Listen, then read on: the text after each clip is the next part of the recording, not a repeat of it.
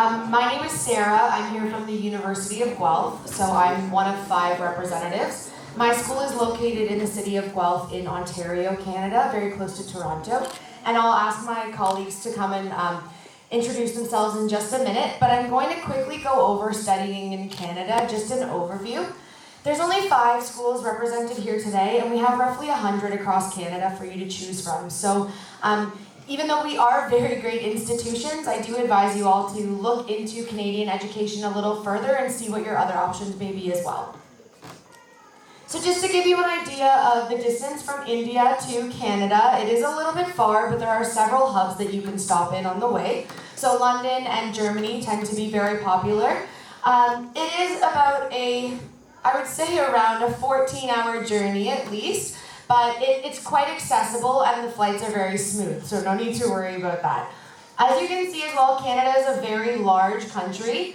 I myself, as mentioned, am from Ontario, Canada, but we do have representatives here from Nova Scotia, Alberta, and Quebec. So again, you can continue to look into the opportunities available for you there. Majority of the residents in Canada live across the border of the United States, so that's in the most southern part of the country. I know many of you are probably aware that Canada does experience winter, so it will get cold at certain points of the year, but we do live along the warmest part of the country.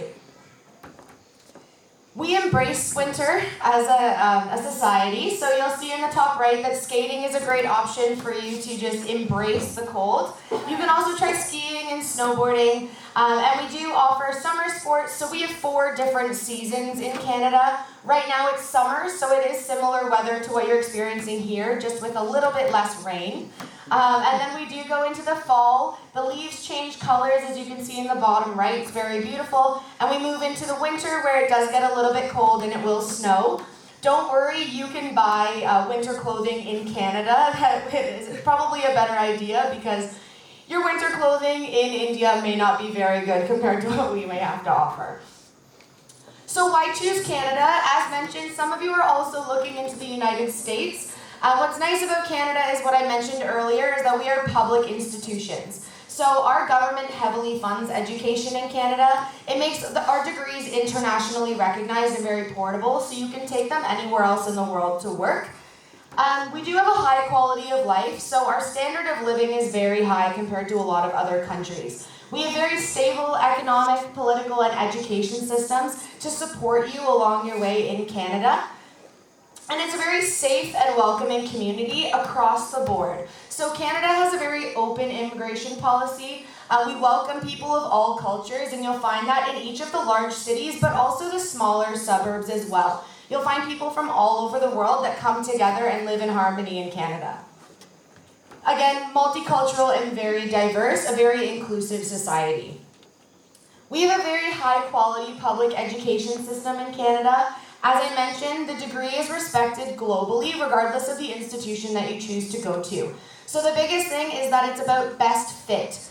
Instead of just looking specifically for a program or a name of an institution you may have heard before, you should also be looking at things like the location, the extracurriculars, maybe sports or clubs that you like to participate in. If you want to be living in a city or more of a suburban area, look at the cost of the tuition, scholarships, all of those things, and then you can make a very informed decision. Oh, sorry. That's okay. Sorry. Yep. That one? Okay. So another thing that Canada is very proud of is participatory and experiential learning. You'll find that at each of our institutions we offer cooperative education. Has anyone heard of that term before? You can raise your hand. No? Okay.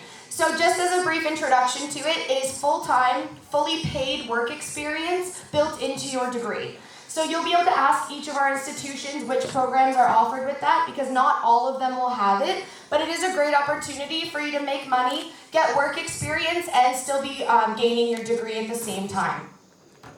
Aside from that, there are also internships and things. You can work part-time on or off campus, so you can still get experience in other ways. And all of our institutions are research intensive, so you'll have those opportunities to have advanced research opportunities. And we have support services for you. So we understand that transitioning to another country may be difficult, and we're there to support you with that. So we'll help you with your flights, When you arrive in Canada, we'll help you get comfortable. When it is winter, we can help you go and get winter clothing. So we do have the staff available there to support you in the transition. How to apply? There are a couple different ways. One of them is directly on our website. That tends to be the most convenient for students. There are application portals such as OUAC, which is for Ontario province specifically, and other provinces may have a similar application as well. The applications open in October and most of our deadlines are in February, but I do advise you to apply as early as possible because then you have a better chance of gaining that spot in the competitive program. Admission in Canada is mostly based on academic performance. So when you speak to each of the universities, we do have different academic admission requirements. So make sure that you're checking those before you're applying to the individual schools. I get the question a lot if we need SATs or ACTs, essays, references, any of those extra portions. Each of the schools here do not need those. Some schools in Canada may request that, but majority of them will not be looking for any of those things. And our timelines are later than the US and the UK, so it gives you a little bit of extra time to do your research before applying.